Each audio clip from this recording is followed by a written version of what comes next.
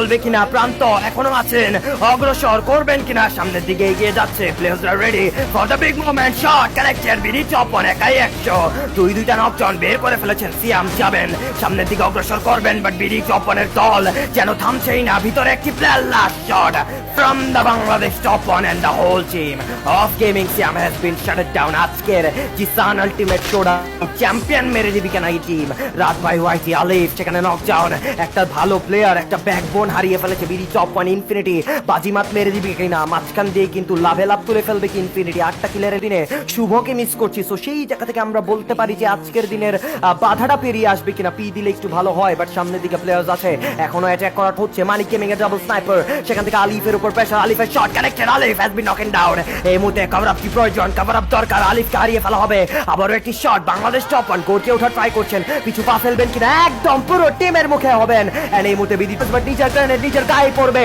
but ওয়ালের একটা use করে প্যাকেবল মোমেন্ট করছে ফাহিম, মানিক গেমিং তে গুড চান্স, বাট ইনফিনিটি মাঝখান দিয়ে যদি সেখানে বাজিয়ে দিতে পারেন পুরো মানিক গেমিং কে, ঘাটতি আছে, রিকলমেন্ট সম্ভব নয়, ইনফিনিটি লাস্ট দুইটা প্লেয়ার, মানিক গেমিং দের জন্য easy chance to grab the booyah, বিরাজকে করা হয়েছে নকডাউন, সামনের দিকে যাবেন, অ্যাটাকটা করবেন, এন্ড অ্যাটাক করা ডান, যাবেন ভিতরে ঢুকবেন, লাস্ট শট কানেক্ট করবেন, করেছেন ফিনিশ, এন্ড ফিনিশের একটা ফাইনের শট, এন্ড ফাইনের গেম প্লে ফ্রম দ্য